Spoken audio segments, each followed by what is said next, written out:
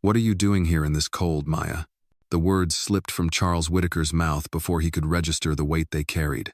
It was late, too late, for anyone to be out in the frigid night, and the park was silent, except for the crunch of his polished shoes against the thin crust of snow. He almost walked past the bench, another homeless figure sleeping under layers of worn clothing. In New York, you saw them everywhere. And over the years, Charles had trained himself not to look. Not really. It wasn't cruelty, it was habit, defense, a way to preserve the narrow tunnel of focus that had made him a millionaire. But something about this particular shape, something in the way the small frame curled, the familiar worn-out canvas bag tucked against her side, stopped him. He slowed, half annoyed at his own sudden hesitation, and then looked again. His heart skipped.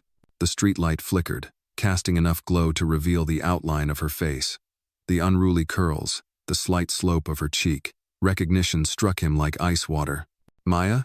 he breathed. She didn't move. He stepped closer, cautiously, unwilling to believe his instinct.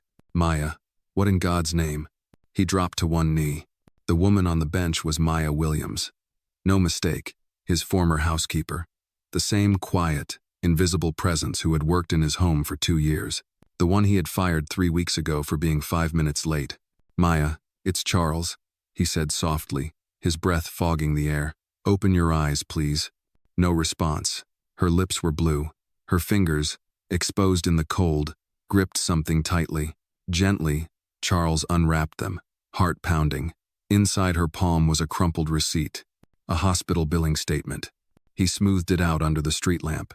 St. Agnes Medical Center. Patient, Dolores Williams. Outstanding balance, $1,432. Final due date, December 20.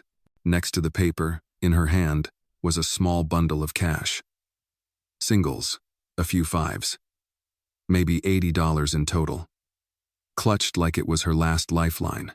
Charles froze. The memory came rushing back 3 weeks ago, that cold morning. He'd been irritated. His breakfast wasn't ready, the papers weren't organized, and Maya had come through the door a few minutes late, her hair damp with sweat, eyes ringed with exhaustion. She had mumbled something about sorry, the train was late. He hadn't asked questions.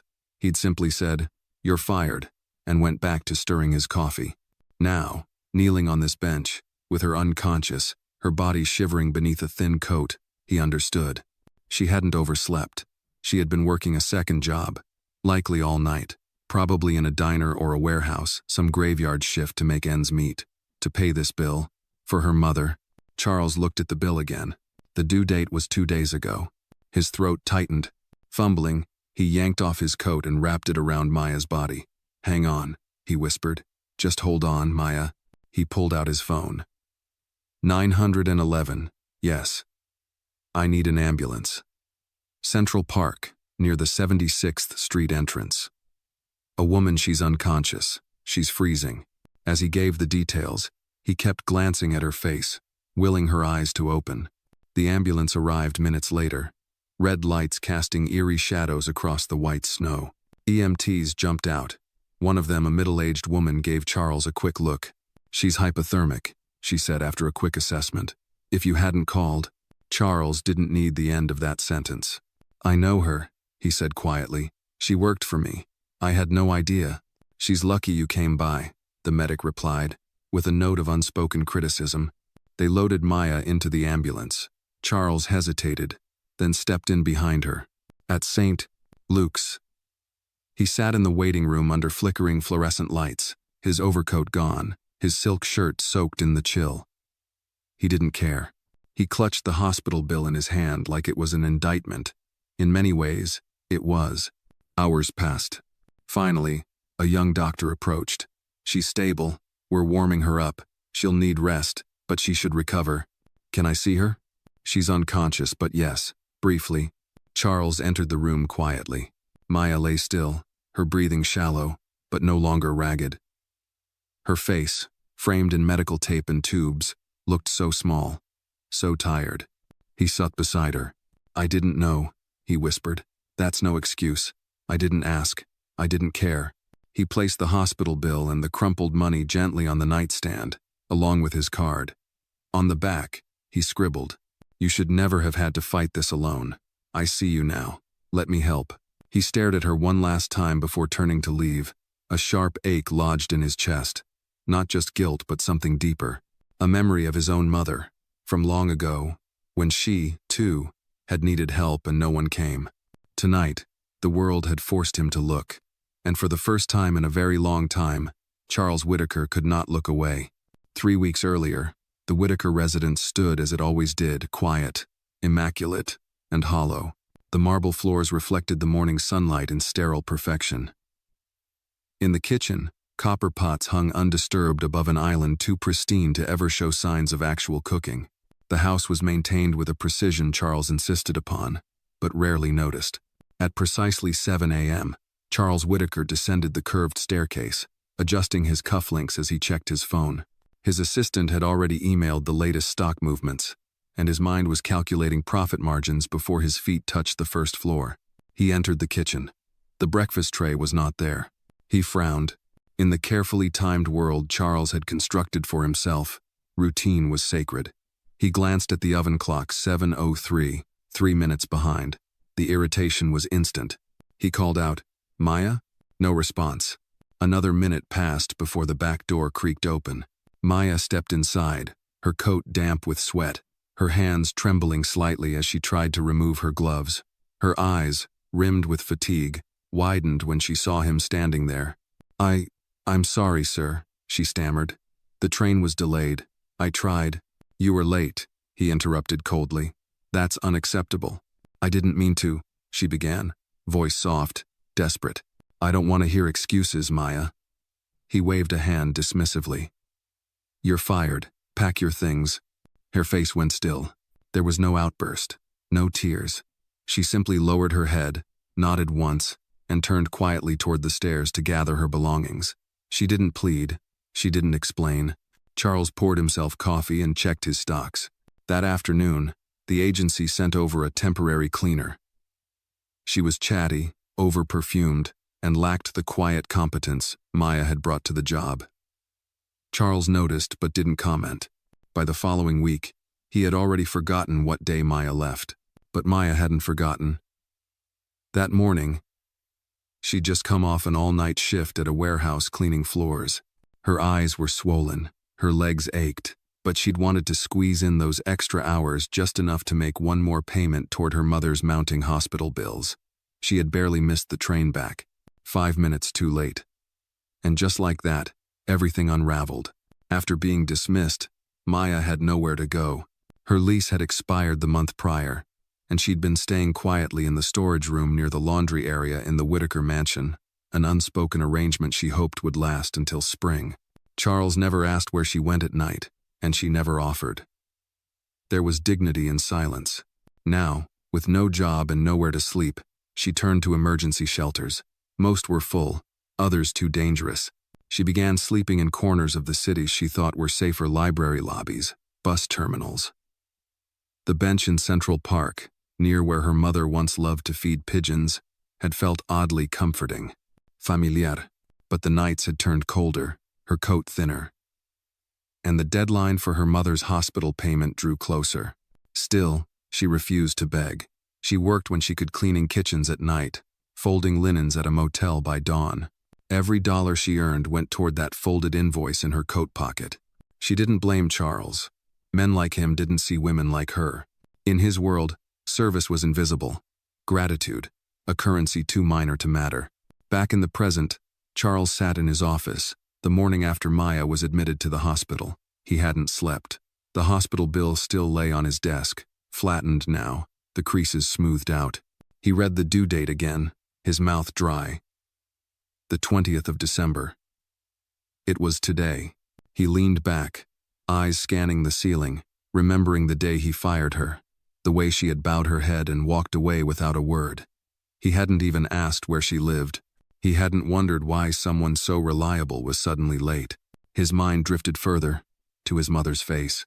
She had been kind, hardworking, a nurse in Queens.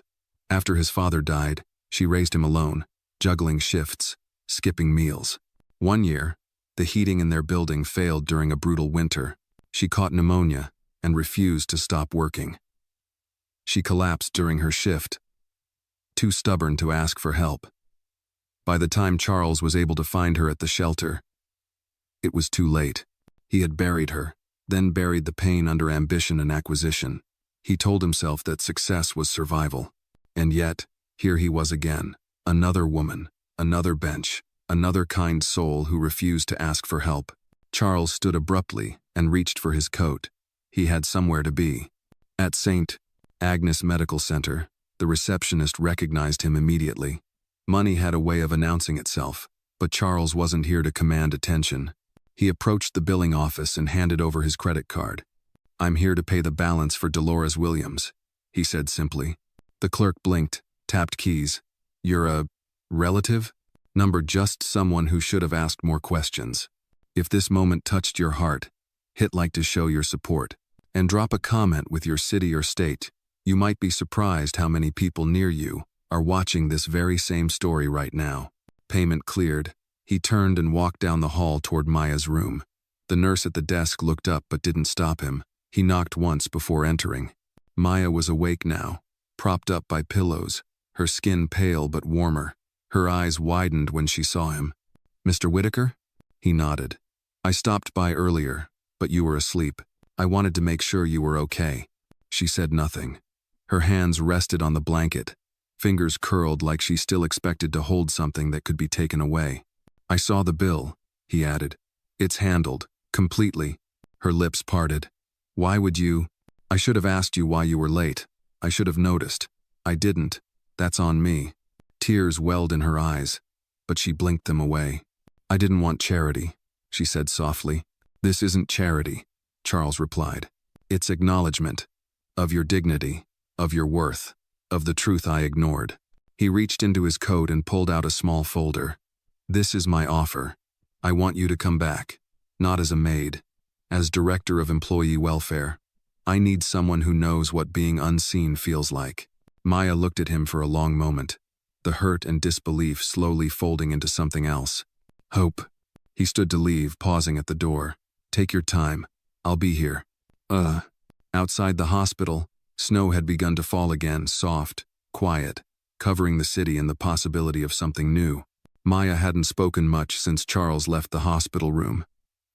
She sat still for hours, the folder resting untouched on the tray table beside her. She didn't open it. Not yet. Not because she didn't care, but because something inside her still feared this was all temporary, a fluke, a wave of guilt that would soon pass. Offers came with conditions, and Maya had lived too long on the edge of society to believe in miracles without caution. She stared out the window as the city lights blurred behind snowfall. Somewhere out there, bills were still due. People were still invisible. And the world kept turning, uncaring. A week later, she left the hospital with a clean bill of health and nowhere to go. Shelters were full again, and the rooms she could afford for a night smelled of mold and desperation. She stood outside a corner deli, clutching a warm coffee in both hands, when a sleek black town car pulled to the curb. She flinched slightly when she saw Charles step out, dressed more simply than usual in a dark wool coat and scarf. "Maya," he said gently, his voice almost uncertain, "I know you didn't respond to my offer. That's okay, but I didn't come to talk about work." She looked at him warily. "I came to take you home." She didn't answer.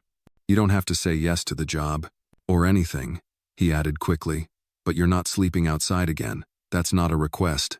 That's me not failing twice." For a long moment, the cold wind swirled between them. Maya finally nodded once, slowly. The ride was quiet. The car smelled of leather and cedar, and Maya pressed her fingers against the heating vent, soaking in warmth. When they pulled up to the Whitaker residence, her breath caught slightly. It looked the same, grand, intimidating, empty. He opened the front door, ushering her in. The warmth of the house wrapped around her like a reluctant memory. She expected to be led to the back quarters, to the staff wing, or perhaps a spare room upstairs. Instead, Charles gestured toward the sunroom off the main hall. "This is yours. Stay here as long as you want. No expectations." Maya blinked. The room was bright, filled with soft yellow light even in winter. A small fireplace crackled gently. A bed had been set up in the corner. Not a cot or a guest bed, but a real one with a quilt, side table, even a vase of dried lavender. "This was my mother's favorite room," Charles said, voice low. "She liked morning light, said it made the day feel possible." Maya stepped inside, still unsure. That night, she lay awake listening to the house settle. It groaned in soft waves, the hum of old plumbing, the creak of wood beneath its polished floors. But it was no longer the sound of servitude. For the first time, it didn't feel like she was trespassing. Yet sleep didn't come easily. Memory did. 3 weeks ago, she had slept beneath the staircase, not in an assigned room, but in the unused laundry storage. It was small, dark, and always cold, but she'd kept it clean. The mattress had been just a folded blanket atop old towels. She never told anyone. Charles didn't ask. No one did. She rose before sunrise, slipped out before anyone noticed. She had thought, foolishly, that if she worked hard enough, stayed quiet enough, she could save her mother and one day rent a place near the river where they could sit on a porch and drink sweet tea in peace. But life hadn't allowed that kind of dreaming. Now she was in the sunroom. The next morning, Charles knocked before entering, carrying 2 mugs of coffee. He set one beside her and sat in the chair across the room. He didn't say anything for a while. "I found your old sleeping bag," he said finally. "In the laundry closet." Maya didn't look at him. "I didn't know you lived there. Not really. I assumed you had a place." "You never asked," she said simply. He nodded. "You're right. I didn't. I'm trying to change that now." They drank coffee in silence. "I keep thinking about how many things I didn't see," he continued. "How many people I never looked at. My mother, she used to say that kindness wasn't just about giving, it was about noticing. Seeing the unseen." Maya looked up at him, something softening in her expression. "Your mother sounds like she had good eyes." "She did," he said quietly, "and I didn't inherit them. Not until recently." She smiled slightly, but said nothing more. Later that day, she walked the halls of the house again, not as a servant, but as someone beginning to feel weight in her steps. She stopped outside the old laundry room, pushed the door open. The mattress was still there, folded. A box with her name scribbled in marker rested on top. Inside were a few clothes, her mother's framed photo, and the hospital invoice now marked paid in bold red letters. She touched the corner of the frame gently. That night, she opened the folder Charles had given her in the hospital. The job offer was legitimate, generous even. Director of Employee Welfare, salary, benefits, the works. A handwritten note was tucked inside. "You've seen this house more clearly than I ever have. Help me change it from the inside." She folded the note carefully, set it beside her mother's picture, and sat quietly for a long time. When Charles passed by later, he noticed the light still on in the sunroom. He knocked once. "I won't push," he said, "but I wanted to know. What are you thinking?" She looked up at him and held his gaze. "I'm thinking maybe some houses are worth reopening," she said, "but only if we stop pretending they were ever whole." He nodded, slowly. "I can work with that," he said, and for the first time, there was something in his voice that felt less like apology and more like promise. The next Monday morning, Maya stood before the front entrance of Whitaker Enterprises headquarters. The towering glass facade gleamed beneath the winter sun, each panel reflecting the buzzing, fast-paced world inside. She hesitated, fingers gripping the strap of her modest leather handbag. A stream of suited professionals passed her by without notice, some on phones, some half running, all with eyes locked forward. Invisible, just like she used to be. But this time, she wasn't walking in to clean the floors. She stepped inside, shoulders squared, heart pounding in her chest. At the front desk, a young receptionist with a clipped tone asked for her name. When Maya gave it, the woman did a double take before gesturing toward the executive elevator. "Mr. Whitaker said to bring you straight up." The ride to the top floor felt longer than it should have, even though it was only seconds. The elevator doors opened with a soft chime, revealing a wide hallway lined with black and white photographs of the company's legacy men in suits shaking hands, ribbon cuttings, charts of growth. Charles was waiting for her at the end of the corridor. "Good morning," he said, offering a tentative smile. He was dressed more casually than she remembered, no tie, shirt sleeves rolled to his elbows. He looked like a man trying to be reachable, not revered. "Morning," she replied. "I set up your office 2 doors down from mine," he said, guiding her past the gleaming boardroom.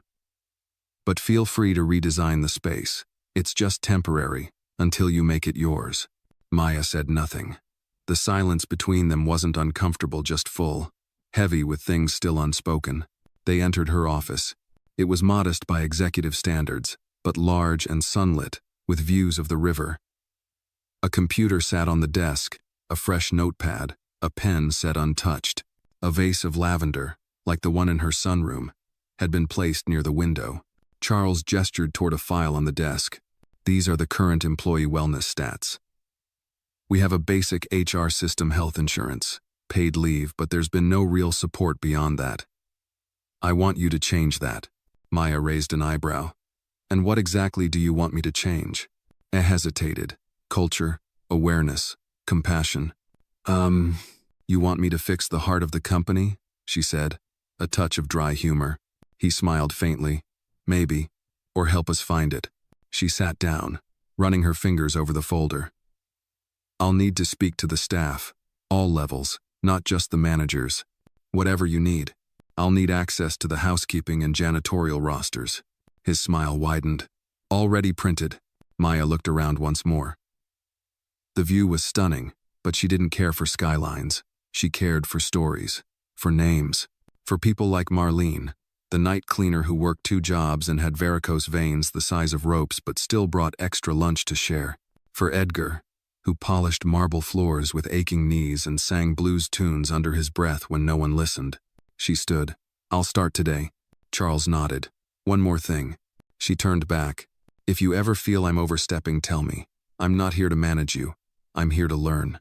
She studied him for a long moment, then nodded once. "Good, because I don't plan on walking on eggshells. Wouldn't expect you to." By noon, Maya had already visited 3 departments. She bypassed HR and headed straight to custodial. The lower levels of the building, once familiar terrain to her, hadn't changed. The scent of bleach, the clatter of carts, the hum of ignored labor. A few staff members stared as she walked in wearing tailored slacks and a professional blouse. One woman whispered, not recognizing her at first, but when Maya turned and smiled, a wave of recognition followed. "Maya?" someone gasped. "Yeah," she said, hands tucked in her pockets. "It's me." "You look different," Marlene said, squinting through her glasses. "Still the same," Maya replied, then added, "just warmer." Laughter broke the tension. She sat with them in the break room, listening to their concerns. Overworked schedules, no paid overtime, worn equipment, no communication from HR unless there was a mistake. One man said, "They know our names when something's broken, but never when something works." Maya took notes, not on a laptop, on paper. She asked about families, about what they did after work. She made no promises, just listened, and she didn't leave until every voice had been heard. That evening, she returned home exhausted, but clear-headed. She walked into the sunroom to find Charles there, setting down a tray of tea. "I figured you'd be back late," he said. "Thought you might want chamomile." She smiled faintly. "You're getting better at this human thing." He chuckled, "Working on it." They sat by the window. "I spent the day downstairs," Maya said. "Same people, same fatigue, different silence." He nodded slowly. "That silence used to protect me. Now it scares me." She looked at him. "The people who keep this company running, they're invisible until they fall. Then you wonder why no one said anything." You're saying we need to start seeing them." "I'm saying you need to listen when they speak." He leaned back, thoughtful. "We'll need to change more than policy." "Exactly." She paused. "Charles, what made you come to the park that night?" He hesitated. "I don't know. Something felt wrong, like I'd missed something important." "You didn't miss it," she said. "You ignored it. For years." He looked away, ashamed. "I know." She softened slightly. "But you saw me. That night. That counts for something." They sat in silence, sipping tea. Outside, snow fell again, cloaking the city in hush and hope. Inside, something unfamiliar began to grow, a partnership. Not built on pity, not bound by debt, but anchored in responsibility, in vision, and in a slow, steady reckoning. For the first time in years, The house did not feel so hollow, nor did the halls of Whitaker Enterprises, because Maya had begun to speak, and this time, someone was listening. By the end of her second week as Director of Employee Welfare, Maya had learned more than Charles probably ever wanted her to. And it wasn't from spreadsheets or board meetings, it was from late-night conversations in the janitor's closet, whispered complaints in elevator rides, and shared lunches over vending machine sandwiches. There was rot beneath the polish. On the surface, Whitaker Enterprises was the picture of corporate success, quarterly growth, rising stock prices, sleek press releases. But beneath that glassy exterior was a workforce stretched too thin, voices muffled by fear of being replaced. Maya found stories of overlooked injuries, unpaid overtime, managers who used threats to maintain order, and a disturbing number of staff with no access to health care despite being told they were part-time. She brought this up one Friday morning in Charles's office. "There's a janitor named Hector who's been here 9 years, she said, setting a file on his desk. He works 42 hours a week, but his contract still says 35, so he doesn't qualify for benefits. Charles frowned. How is that possible? His supervisor told him to clock out early and finish the shift anyway. Said it was just how things worked around here. Charles leaned back, rubbing his temples. Jesus. I also spoke to Danielle in maintenance. She hasn't taken a sick day in a year because she's afraid if she does, someone younger will replace her. Her hands are swollen from joint pain, and she doesn't even mention it to her boss. He was silent for a long moment. Then, I didn't build a company that runs on fear. Maya met his gaze. But you inherited one that does, and for a while, you let it grow. Charles nodded grimly. What do you need from me? First, protection. If I start shaking things, I need your full support, and I need it visible, not just in private. Done. Second, access to internal audits. Full HR files. I need to know what's buried before it buries someone else. You'll have it. She stood, gathering her things. Third, let me lead this my way. He smiled faintly. That one was always assumed. Later that day, Maya called her first cross-department listening session. Held not in the boardroom, but in the employee cafeteria. No suits, no titles. She stood before the room with nothing but a notepad and a promise. Speak freely. Nothing said here will be punished. Everything said here will be heard. At first, there was silence. Then murmurs. Then truth. A young mailroom assistant stood up and talked about being yelled at by his manager in front of clients. A cafeteria cook described the broken freezer that leaked for 6 weeks before being fixed by a temporary hire paid in cash. A groundskeeper admitted he often brought his own gloves because the company ones were moldy. By the end of the session, Maya had 10 pages of notes and a heart heavy with responsibility. That evening, Charles visited her office. She was still at her desk, rereading comments. You're staying late, he said gently. So are you, she replied without looking up. He took a seat across from her. I got a call from Brian in HR. Said you made some bold suggestions about restructuring. I said we need to replace 2 floor managers and revise oversight policies. HR can't keep pretending turnover is just normal attrition. It's not normal. It's people leaving because they're exhausted or humiliated. And the budget? Cut from executive travel. No more company golf retreats for people who've never met their janitorial staff. Charles smirked. I may lose friends. You'll gain something better. He nodded. Keep going. There was a pause. Do you ever wonder, Maya asked quietly, why people like me don't speak up sooner? Charles looked up. Fear? That's part of it. But it's also knowing that when we do speak, nobody listens. Or worse, they say they will. And nothing changes. You say you want to help. I believe that. But if you stop at sympathy, this whole thing becomes just another chapter in a rich man's guilt trip. He absorbed the words, his expression unreadable. I'm not going to stop, he said finally. This matters. You matter. Maya exhaled, the tension in her shoulders easing. Then we'll do it together, she said. The next week, the first employee town hall was announced mandatory for all management, optional for staff. Maya insisted it be live-streamed. Transparency wasn't a suggestion. It was a new rule. At the podium, Charles spoke first. He looked out at his staff, not just the department heads or VPs, but the kitchen workers, mail clerks, building attendants. I used to think a good company was measured by its profits, he said. But I've come to realize it's measured by how it treats the people who keep it standing. He gestured to Maya, standing to the side. This is Maya Williams. She's not just your new director of welfare. She's the future of how we lead. If you don't respect her, you don't belong here. A quiet murmur passed through the crowd. It was the kind of statement few executives made, and fewer still meant. Maya stepped forward. I'm not here to clean up after messes anymore, she began. I'm here to prevent them. I'm here because for too long, voices like mine were ignored. That stops now. Applause came hesitantly, then stronger.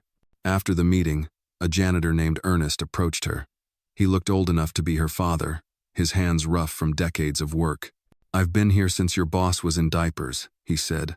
Never seen anyone say what you just said. Maya smiled. It was time someone did.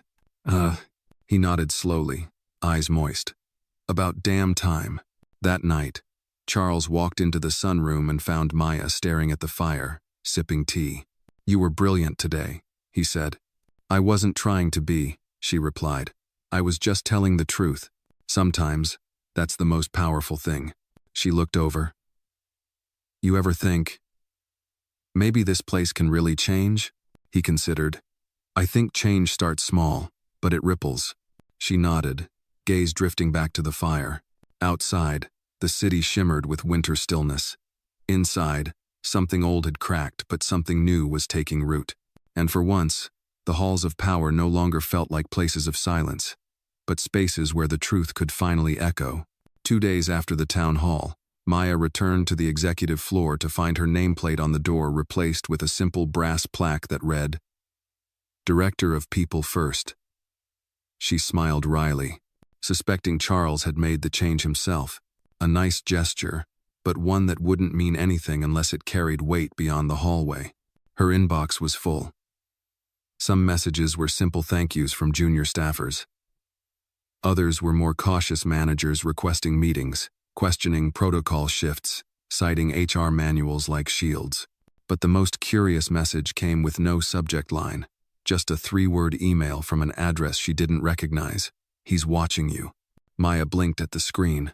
She reread it, then deleted it, assuming it was some disgruntled employee's poor attempt at intimidation. She had received worse, in other forms, for far less. She didn't mention it to Charles. That morning, she scheduled 3 department visits: IT, client services, and the security division. Each had shown signs of imbalance in her internal audit. Maya believed that abuse didn't flourish only in ignored corners. It often wore suits and carried briefcases. In the IT wing, a young engineer named Sean explained that upper-level developers were regularly borrowing credit for code written by juniors. They call it streamlining, he said bitterly, but it's just theft. Another woman mentioned she hadn't been promoted in 3 years, despite training her replacements. I've been told I'm too quiet to lead, she said. I thought performance mattered more than personality. Maya wrote down every word. In client services, one woman cried when Maya asked about her schedule. They make us work Saturdays with no notice, she said. If you say no, they cut your hours the next week. But if you complain to HR, suddenly your name's missing from the promotion list. By the time Maya reached security, she wasn't surprised to find a tense atmosphere. The department head, Mason Langley, was polite but cold. We run a tight ship here, he said, arms folded across his chest. I'm not sure what you're looking for. I'm not looking, Maya replied evenly. I'm listening. He didn't offer a chair. Still, Maya spoke to the guards, those who worked nights, those posted in sublevels, those rarely spoken to. One of them, Luis, hesitated before pulling her aside. Miss Williams, he whispered. I don't want trouble, but there's something strange. She leaned in. Go on.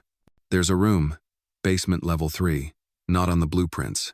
We're told not to go near it, but I've seen people enter late at night. Suits, not janitors, not tech. What kind of people? Don't know, but once, I saw Mr. Langley go in with a briefcase. Came out without it. Maya's pulse quickened. She nodded once. Thank you, that's helpful. That evening, she stayed late at the office.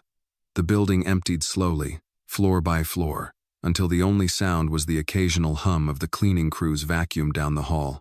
She pulled up the internal security map, and traced the levels. Sub-basement 3 wasn't labeled. No cameras, no logs. She called Charles. "I need you to meet me at the office. Alone." To his credit, he arrived within the hour. "What is it?" he asked, concern lining his features. "There's a room 3 levels below ground, unmarked. Security's been told to avoid it. No documentation. I think something's happening down there." Charles stiffened. "That floor was built during a renovation 10 years ago. For storage, I think. Langley oversees it." Maya held up her hand. "I don't want speculation. I want the truth." "Then let's go find it." Together, they took the service elevator to sub-basement 2, then descended a narrow metal staircase. The air grew colder with each step, and the lighting dimmed. The final door was thick steel, painted gray, no signage, no keypad, just a mechanical lock. Charles used his master key. Inside, the room was dimly lit, industrial lighting flickering above stacked metal shelves. But along the back wall, hidden behind a false panel, they discovered a smaller room, windowless, soundproofed. And inside that room, documents. Boxes of them. Paper records of employee evaluations. Termination recommendations with notes like, "too vocal" or "uncooperative." Confidential settlements paid to employees who had filed complaints, most of them women, most involving harassment or discrimination. Maya's breath caught. "This isn't just negligence," she whispered. "It's active suppression." Charles stared at the boxes in silence, his jaw tight. Langley had been using the room as a quiet vault for burying the company's sins, and no one had questioned him because no one thought to look. Maya turned to Charles. "You want to fix this company? Start by cleaning your house." He didn't argue. That night, an emergency meeting was called with legal counsel. Langley was suspended pending investigation. A third-party audit team was brought in. But Maya didn't stop there. She went back through every name on those papers. She called them. She apologized. Some hung up. Others listened in silence. A few cried. One woman said, "I thought I'd imagined the whole thing, that maybe I deserved it." "You didn't," Maya said. "None of you did." The following week, Whitaker Enterprises publicly released a statement acknowledging internal failures in handling employee misconduct. It was not a press-polished apology. It was raw, pointed, and signed by Charles and Maya both. Some media praised the courage. Others questioned the timing. But inside the company, people began to walk taller, speak louder. Maya, meanwhile, became both respected and feared. The staff called her the mirror behind her back, because when she showed up, people were forced to see themselves clearly. One evening, as she walked through the now brightened basement hallway, she passed Luis, the security guard. "You shook the floor, ma'am," he said with a grin. "Sometimes you have to," Maya replied. "If the cracks are too quiet, they keep spreading." He nodded. Back upstairs, Charles met her at the elevator. "Thank you," he said, "for seeing what I didn't." "I wasn't seeing," she said. "I was remembering." He looked at her curiously. "I lived in the shadows," she continued, "and I know what it feels like when no one opens a door." Now, she was building doors, unlocking them, holding them wide, because justice didn't come from the top.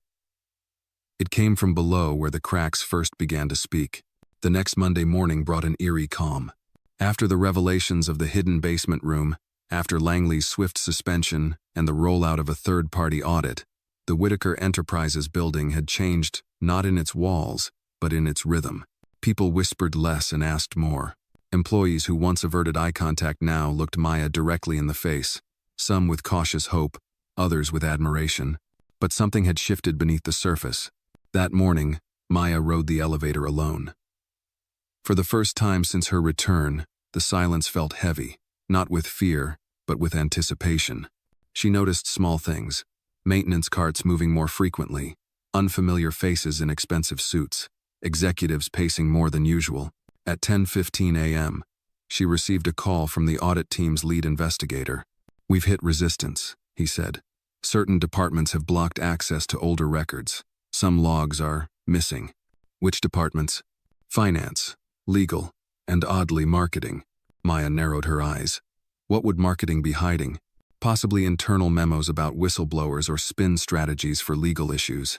But it's more than that. There are encrypted files we can't open. Someone tried to erase activity logs yesterday. Langley again? Unclear. We're looking into who else had clearance. But this goes beyond just one man. After the call, Maya went straight to Charles's office. He looked up from his desk. I know. I just got briefed. Someone's covering tracks, she said, or trying to slow us down long enough for damage control. She hesitated. There's something else. I got another anonymous email this morning. Same style as the last. No subject. Just one line. Not all ghosts are buried. Charles frowned. Threat? Possibly a warning. Or a confession. He stood and walked to the window. How far do you want to take this, Maya? All the way. He nodded.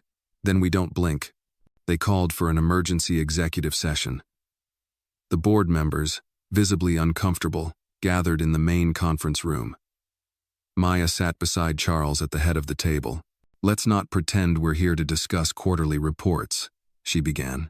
You all know why we're here. The CFO, a thin man with sharp glasses named Prescott, cleared his throat.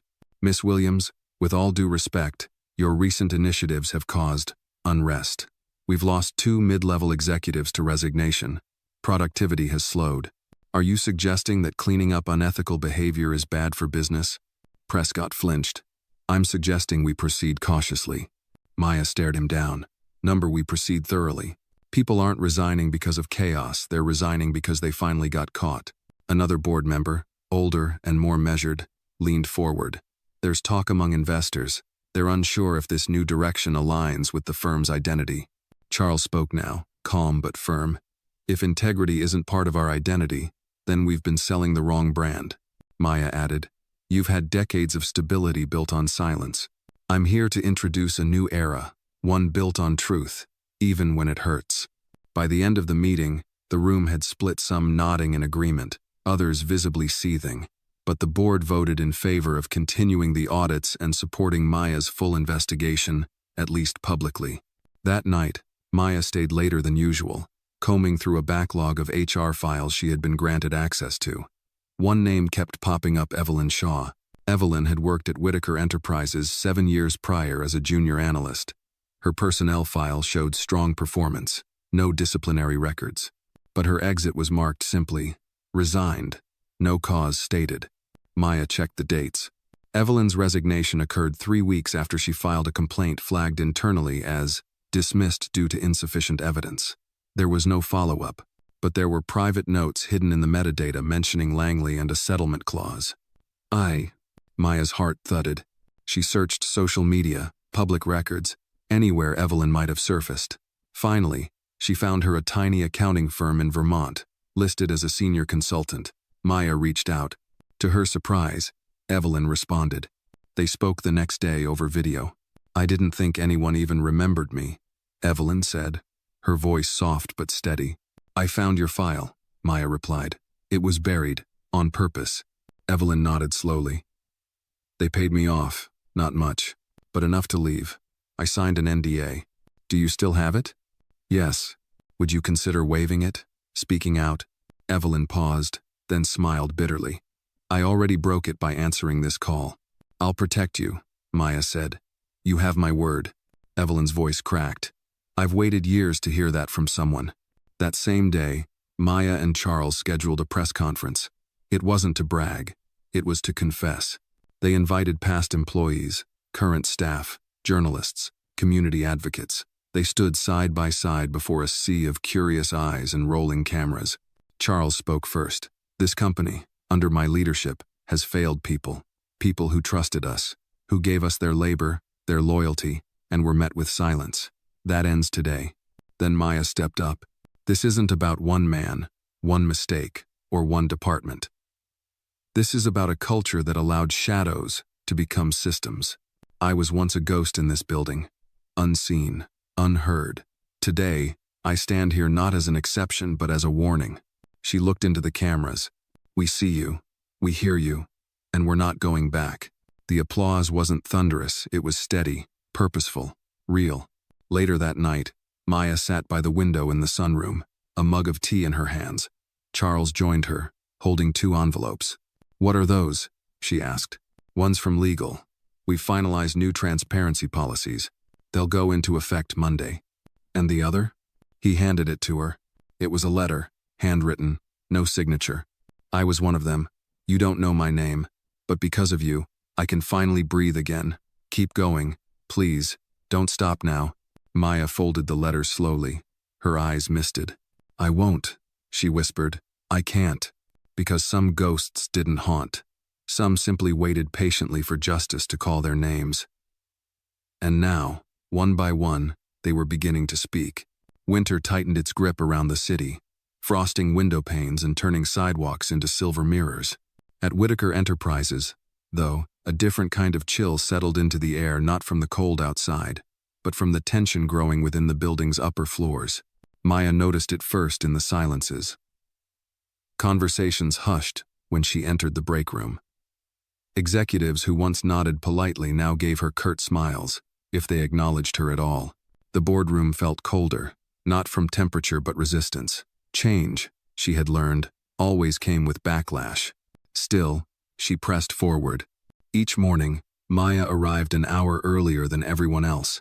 She read every report, met with staff from departments that had long been ignored, and followed up on every unresolved complaint.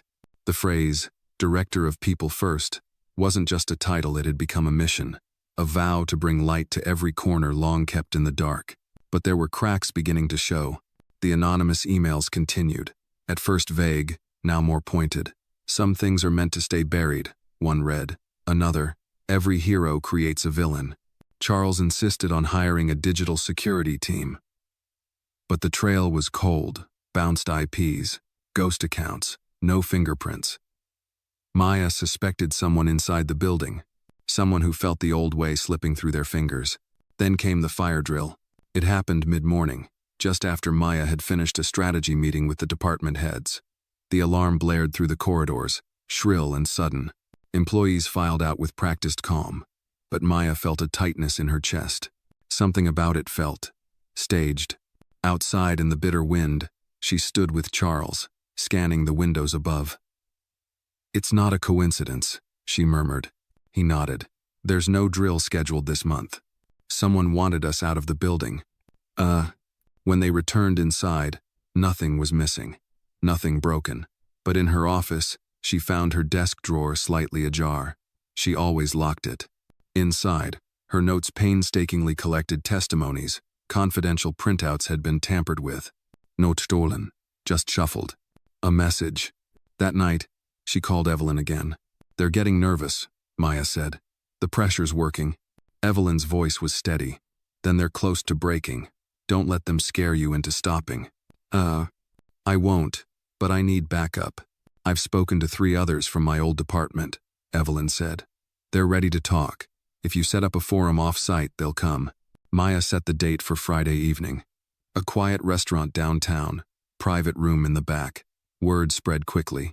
By the end of the week, over a dozen former employees confirmed attendance.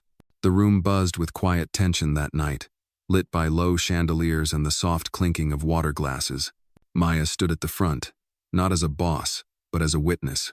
I won't ask you to relive anything painful unless you're ready, she began. But I need your truth. This company can't move forward until we understand how deep the damage goes. One by one, they shared.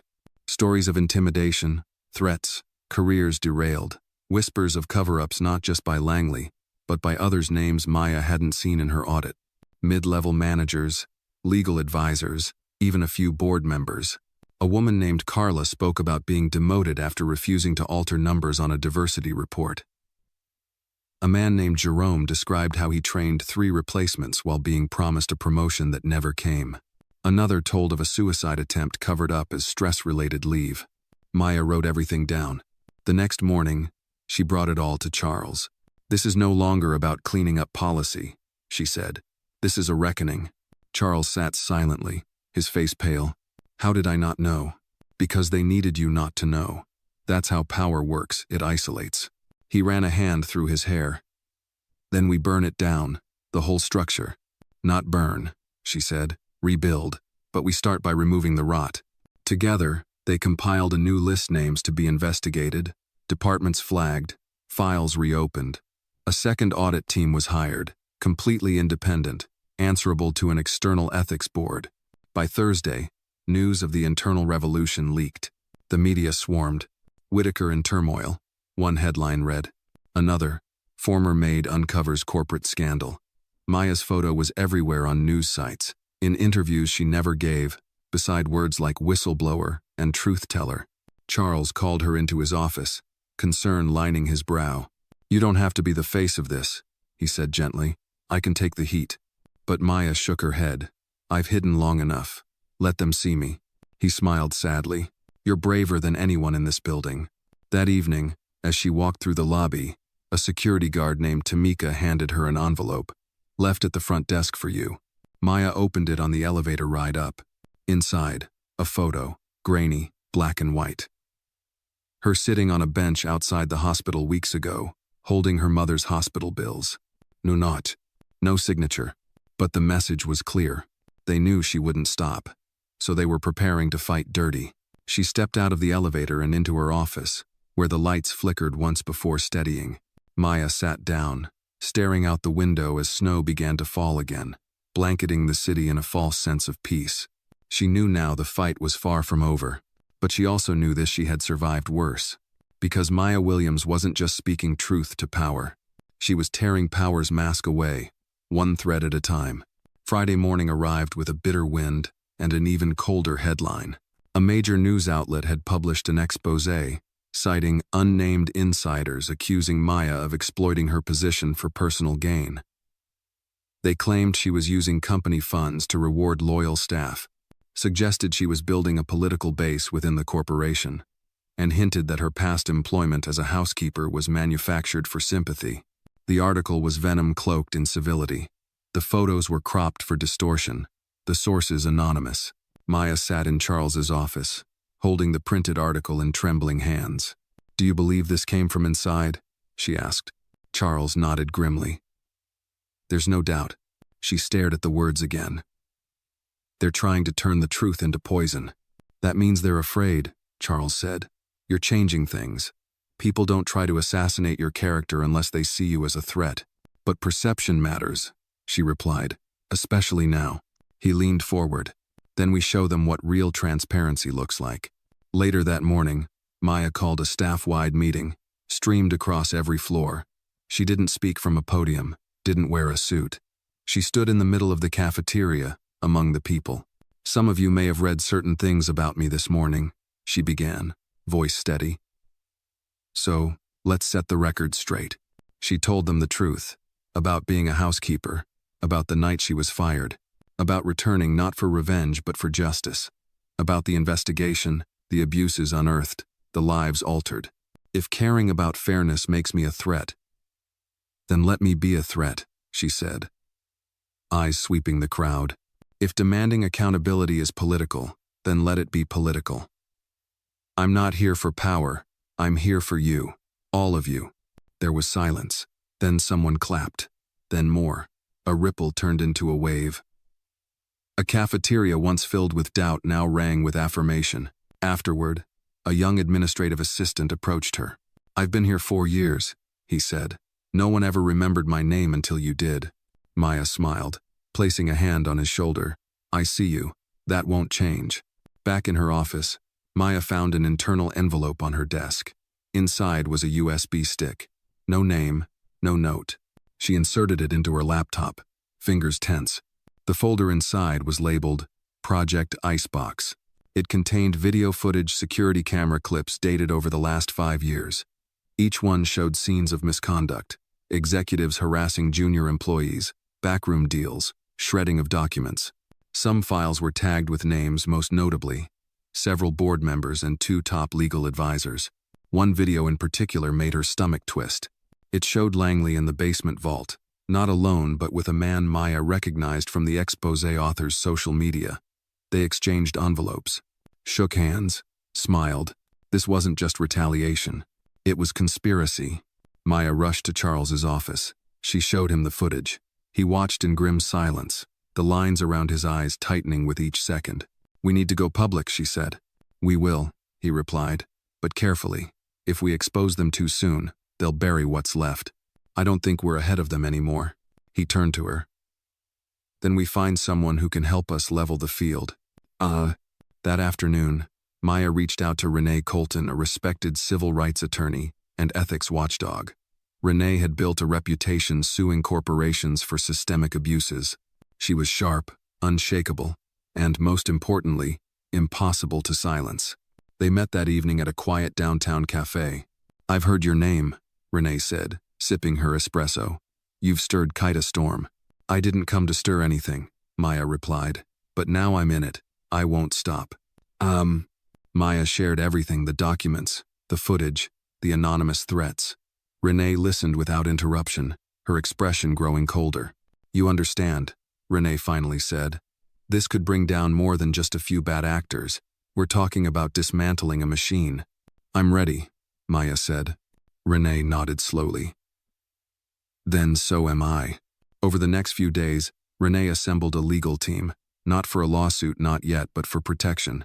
Whistleblower status for Maya, confidential witness outreach, formal complaints filed with the labor board, quiet, methodical steps.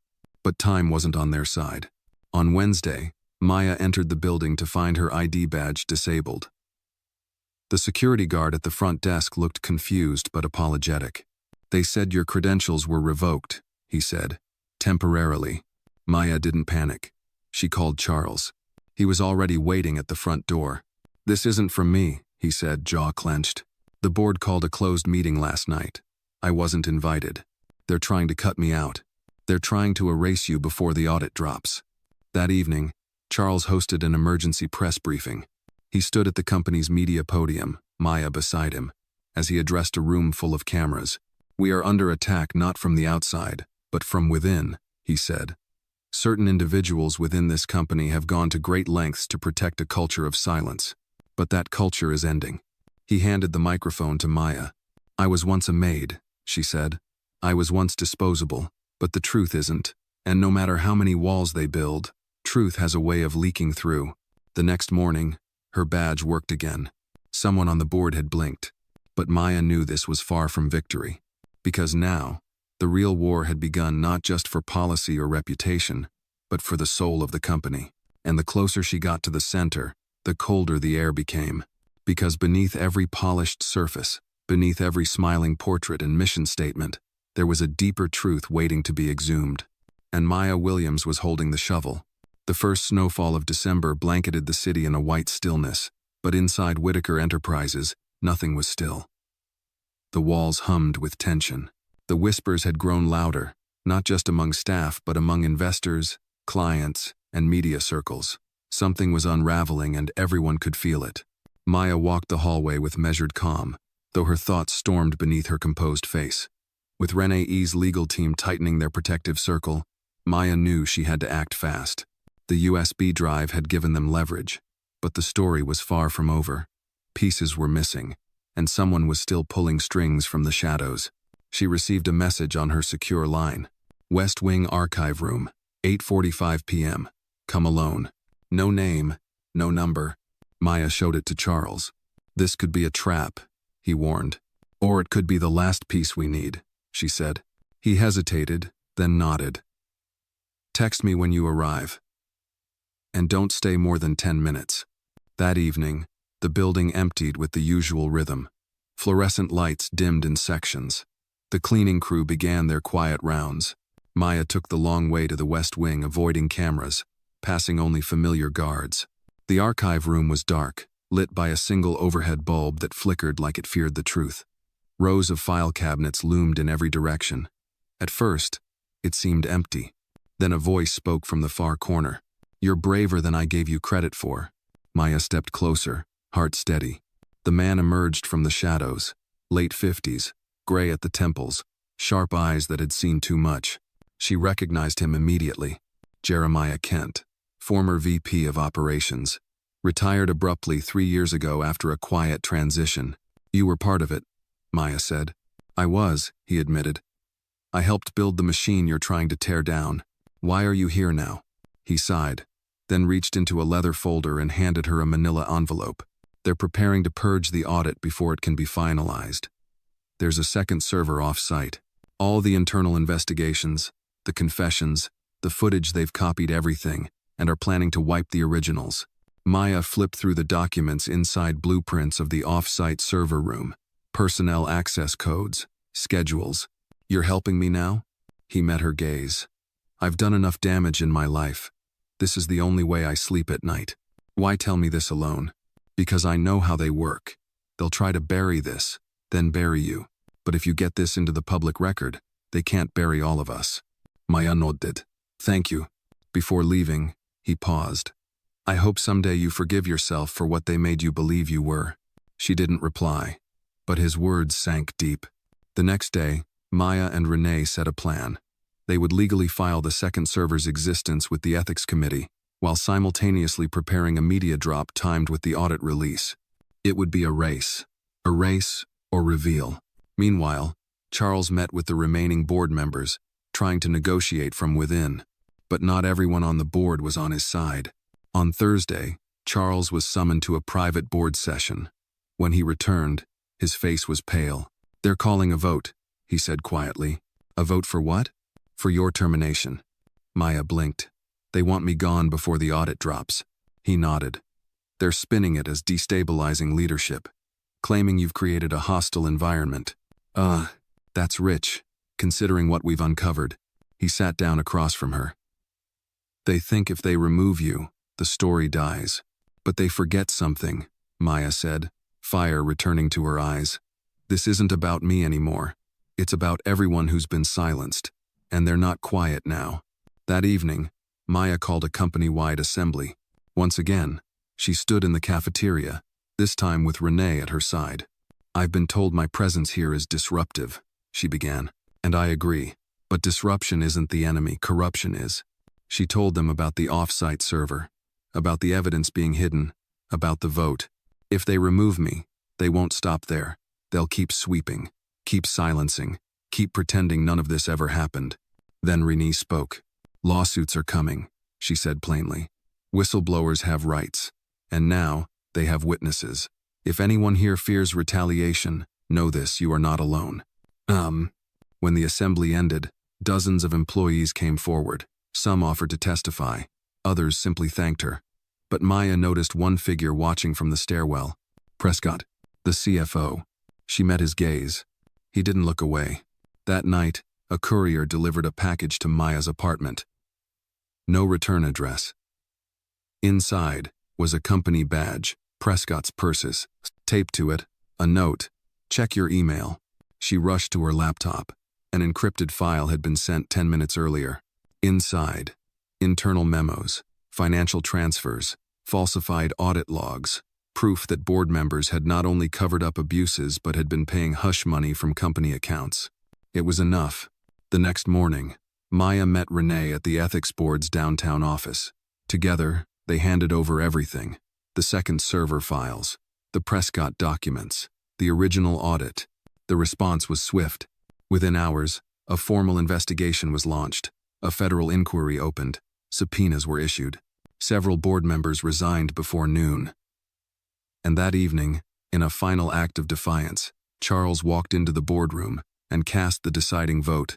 Maya would remain, and the audit would go public. She stood before the press once more, tired but unbowed. "We are not perfect," she said, "but we are no longer silent. And that is the beginning of something better." As the cameras flashed, she glanced down at her hands. The same hands once scolded for touching marble floors, now signing declarations for truth. And she knew the reckoning had arrived. The morning after the audit went public, the world outside Whitaker Enterprises felt different. Maya stood by her office window, watching as news vans lined the street, their satellite dishes aimed skyward like mechanical flowers blooming for scandal. The lobby below buzzed with reporters and protesters alike, some holding signs in support of Maya, others in disbelief at the revelations. Inside the building, however, a strange quiet held. Some employees moved briskly, eyes down, clinging to routine as a shield.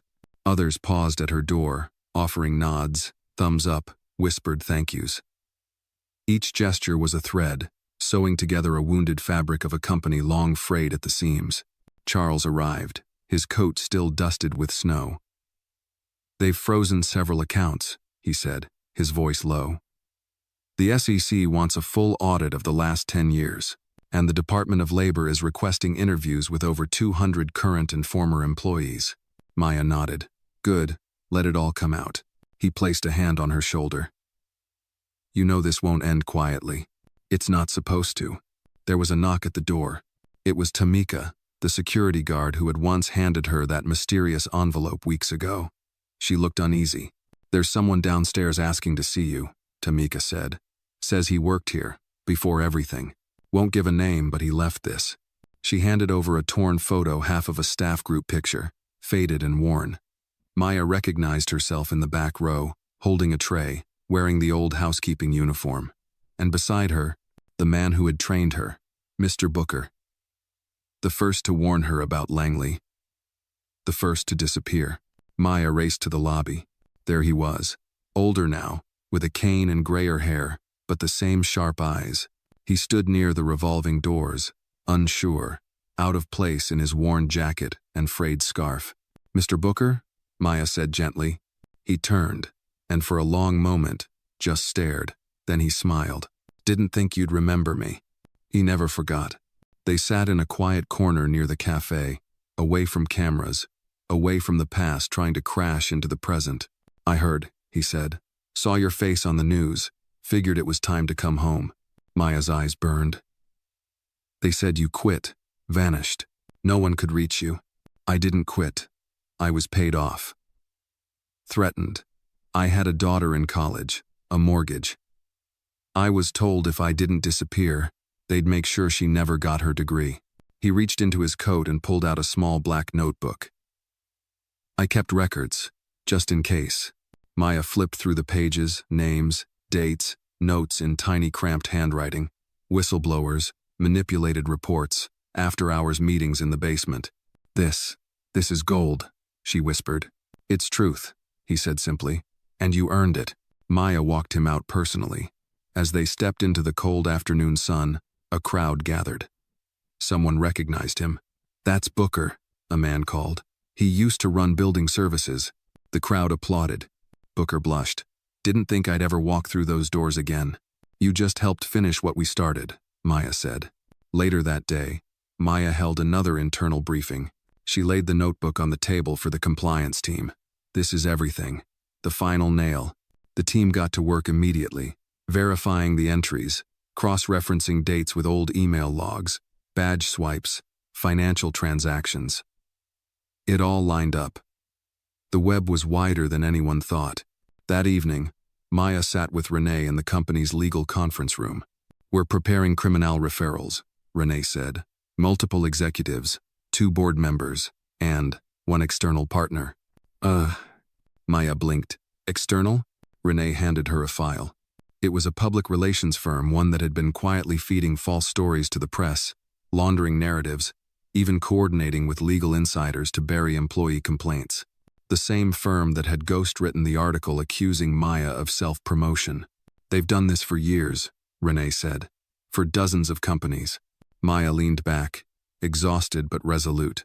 We're not just fighting a company anymore. We're fighting a system. And you're winning. But victory came with consequences. That night, someone slashed the tires on her car. No cameras caught the act. No note left behind. Just silence and damage. Charles insisted on private security. Maya declined. If they wanted to scare me, she said, they should have tried before the world heard the truth. Still, the team doubled her escorts. Every late-night walk to her car, every off-site meeting. The whispers of violence had grown louder, but so had the support. Letters poured in, handwritten notes from former employees, children of staff who now saw their parents in a new light. One was from the son of a janitor who had been fired 10 years ago for speaking up about racial discrimination. My father died thinking he failed, the letter read. Now I know he was just too early. Thank you for proving him right. Maya cried when she read it. But time marched on. On Friday morning, Maya stood in front of the full staff, every department, every rank. This was the first all-hands meeting in the company's history, where every chair was filled. I won't sugarcoat this, she said. We've been through hell. Some of you may feel ashamed, others angry. That's okay. What matters is that we don't go back. We move forward. She paused, then added, This company can no longer be run by secrets. It must be run by people. Real people. Like you. Like me. Applause followed, not thunderous, but deeply felt. After the meeting, Charles approached. "You know the investor meeting's next week," he said. "They'll ask what's next." Maya looked out over the bustling floor, at the people who now walked taller, who spoke louder, who believed again. "You tell them," she said softly. "We're building something honest. That for the first time, this place has a soul." And as she walked back to her office, past portraits of past CEOs and marble pillars once polished by her hands, Maya Williams knew truth had a cost, but dignity was priceless. The boardroom was quieter than usual. Sunlight poured through the tall windows, casting long shadows over the polished table where Maya now sat no longer as a guest or a visitor, but as a permanent presence. The company had changed. So had she. It had been 2 weeks since the full audit findings were released to the public. National news outlets continued covering the story, but the frenzy had begun to taper. What remained was more profound than headlines, an awakening within the company's walls and beyond. Clients stayed, investors returned, and people, most importantly, stayed inspired. Charles sat beside her, flipping through the agenda for the quarterly investor summit. "They want numbers," he said, "but I think it's time we give them something else too." "Like what?" "Hope." She smiled. "I think I can manage that." Later that morning, Maya stepped onto the summit stage. The ballroom was filled with industry leaders, media, former skeptics, who had come to see if Whitaker Enterprises was still standing or if it was just a headline away from collapse. She looked out over them and began. "My name is Maya Williams. You may know my story by now. I was once a maid here. I swept the floors you now walk on, cleaned the offices that once ignored me, and years later, I returned not as a servant, but as a steward." A pause. The room leaned in. This company was sick, not just because of bad leadership, but because of silence. A silence that infected our culture, our systems, our souls. But silence is no match for truth. And truth is what we chose. She spoke of accountability, of rebuilding trust, of creating an employee-led ethics board, new whistleblower protections, and transparency portals available to every staff member. "This isn't about me," she concluded. "It's about all of us, about choosing courage over comfort, and about proving that even the darkest past can give birth to something worthy of light." She stepped down to a standing ovation. But what moved her most wasn't the applause. It was the face of a young woman near the back, maybe 20, maybe younger, her eyes wide and wet with tears. Maya knew that look. It was the look of someone who had seen herself in a story she didn't believe anyone would ever tell. After the summit, Charles found her near the elevators. "You're going to need a bigger office," he teased. "I like mine," she replied. "It's where the real work happens." That afternoon, she returned to her usual floor, not the penthouse, but the fourth, where HR and community programs were based. She walked past her desk and into the team room where a new initiative was being finalized. The Legacy Project. The idea was simple. Every month, the company would highlight one staff member's journey, their real story, not just roles and resumes, but struggles and resilience. It would be printed in the internal newsletter, shared in team meetings, and displayed in the main lobby. "No more anonymous workers," Maya had said when she proposed it. "No more invisible hands." The first story featured Tamika, the security guard who had helped Maya countless times, a single mother, a military veteran, and now, the face of the company's new safety reform plan. Tamika cried when she saw it. "Thank you for seeing me," she whispered. That night, Maya returned home and found her mother sitting at the kitchen table, sipping tea and watching the news. "You were on again," her mother said. "You look taller." Maya laughed. "It's the heels." "No," her mother replied, her voice soft. "It's the weight you've shed." They sat together for a long time. No words, just the warmth of shared silence. The next morning, Maya received a letter handwritten, no return address. "Dear Miss Williams, I used to work at Whitaker. I left when I couldn't take it anymore. I thought no one would ever understand what we went through. But then I saw you, heard you, and I realized we weren't alone. Thank you for giving our stories back to us. L." Maya folded the letter and placed it in her desk drawer. She didn't know who L was. Maybe she never would, but she knew what the letter meant. Redemption, not just for herself, but for everyone who had once felt small in the shadows of tall buildings. As spring arrived, Maya helped launch a scholarship program in honor of former staff who had suffered in silence. The program bore a simple name, Grace, in quiet tribute to the woman she once was, and the many like her. At the dedication ceremony, she stood with Charles, Tamika, Booker, and Evelyn, those who had stood with her through the fire. "This isn't the end of the story," Maya said. "It's the beginning of a new chapter, one where the doors stay open, the voices stay loud, and the truth never gets swept away." A little girl from the crowd walked up and handed her a flower. "For you," the girl said shyly. "My mommy says you're brave." Maya knelt down, accepted the flower, and smiled. "Tell your mommy she's brave too." As the crowd dispersed, Maya stood for a moment longer, letting the sun warm her face. She had come so far, not by fighting alone but by refusing to walk away when it mattered most. Whitaker Enterprises had once been a fortress built on silence. Now, it echoed with voices. And Maya Williams? She had become more than a survivor. She was a symbol, a reminder that truth doesn't whisper. It rings,